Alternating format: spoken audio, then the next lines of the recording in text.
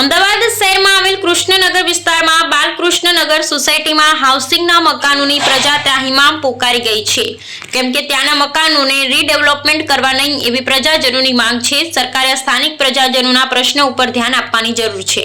નમસ્કાર દર્શક મિત્રો, હું છું જૈનિક શુક્લા। નિહાળી રહ્યા છો ક્રાઇમ પેટ્રોલિંગ ન્યૂઝ ચેનલ અને બીજી છે ઇન્ડિયન ટાઈમ ન્યૂઝ ચેનલ। બંને ચેનલને યુટ્યુબ ઉપર લાઇક કરો, શેર કરો અને સબસ્ક્રાઈબ કરો, જેથી કરી અવનવી માહિતી તમારી પાસે પહોંચી શકે। આજે અમદાવાદ શહેરની અંદર કૃષ્ણનગર છે। કૃષ્ણનગરની અંદર બાલકૃષ્ણનગર આવેલું છે। ત્યાં એક ઇસ્યુ એવો આવ્યો છે કે હાઉસિંગના મકાનો છે, એ મકાનો હાથે રહીને કંઈક જર્જરિત કરવામાં આવે છે એવી અમને માહિતી મળી છે અને એના રહીશો ત્રાહિમામ પોકારી ગયા છે અને ગંદકી પણ એટલી બધી થાય છે। તમે જોઈ શકો છો ત્યારે આપણે એના રહીશો આપણી સાથે જોડાઈ ગયા છે। બોલો, તમારું નામ શું છે? મારું નામ પટેલ પ્રદીપ છે અને હું કેવી રીતની પરિસ્થિતિ તમારી છે? બાલકૃષ્ણનો રહેવાસી છું। અમે અત્યારે સારા મકાનોમાં રહી રહ્યા છીએ અને બિલ્ડર અને હાઉસિંગ બોર્ડ દ્વારા અમારા મકાનો જર્જરિત કરવામાં આવી રહ્યા છે અને તમે જોઈ શકો છો ગંદકી કેટલી કરવામાં આવે છે। બારી દરવાજા નથી તૂટતા છતાંય જબરજસ્તી મશીનોથી તોડવામાં આવે છે, હથોડા મારે છે અને અમારા મકાનો જર્જરિત કરી દેવામાં આવે છે। એનું એસોસિએશન પ્રોત્સાહન આપી રહ્યું છે અને એનું જે એસોસિએશન બનાવવામાં આવેલું એ જે બી જે બાબત હોય પણ જે કંઈ થઈ રહ્યું છે ઉપર થઈને ઓર્ડરથી જ થઈ રહ્યું છે। એક આપણી સાથે બીજા રહીશ છે। અહીંયા બધાના મકાન સારા જ હોવા છતાંય રીડેવલપમેન્ટમાં આવવાની કહીને અને બારી દરવાજા કઢાવે છે, આડેધડ કઢાવે છે, જેથી કરીને નુકસાન એટલું બધું થાય છે તે છતાં કોઈ સાંભળવાવાળું તૈયાર નથી। હાઉસિંગ બોર્ડમાં ગયા તો હાઉસિંગ બોર્ડવાળા કહે છે કે તમે સંમતિ બિલ્ડરને આપો છો, બિલ્ડર પાસે કહે છે, બિલ્ડર કહે છે કે અમે હાઉસિંગ બોર્ડ પાસેથી પરમિશન લઈને આવ્યા છીએ। આમાં કોનું માનવું, કોઈનું કોઈ જવાબ સરખો આપતા નથી। એના માટે કંઈક એક્શન તમે લો બધા। અને હવે અમની માંગ એવી છે કે સરકારી તંત્ર જાગે અને એનું પ્રજાના જે પ્રશ્નો છે તે ઉકેલાય એવી એમની માંગ છે। ત્યારે આપણી સાથે એક મહિલા પણ છે, એ કંઈક પ્રમુખ છે કે શું છે? બધા રહીશો જ છે।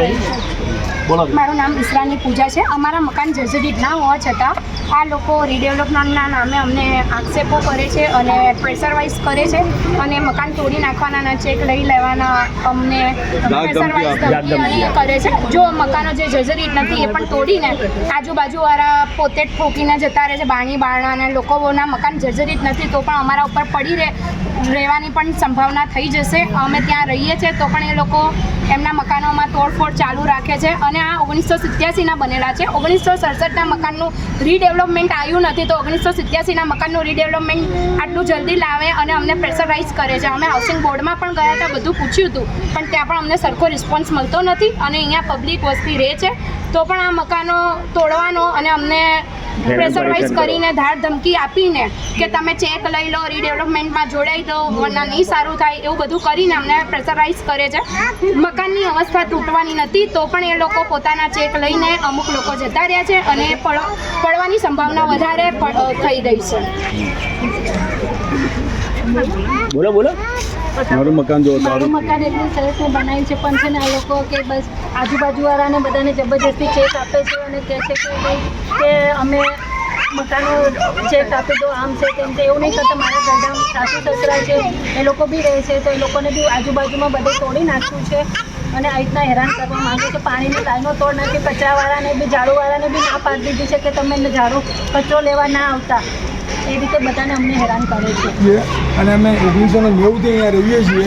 એના પછી અમે અહીંયા સંતોષકારક છીએ। અમારા મકાનો બધા નવા બાંધકામ જોવે છે, અમારા પોતાના ખર્ચા કરેલા છે। એના પછી બિલ્ડર ખાલી ચેકની એક લોભાની લાલચ આપી અને બીજી વસ્તુઓ અમારું જે પણ છે એ બધું કંઈ ધાર્યા વગરના અજાણા શખ્સો અંગાતે મોકલી અને ધાક ધમકી માપદાપ બધું અહીંયા સુધી આ સોસાયટીના અમુક તત્વો તલવારો કાઢેલી છે અમારા ભત્રીજા ઉપર।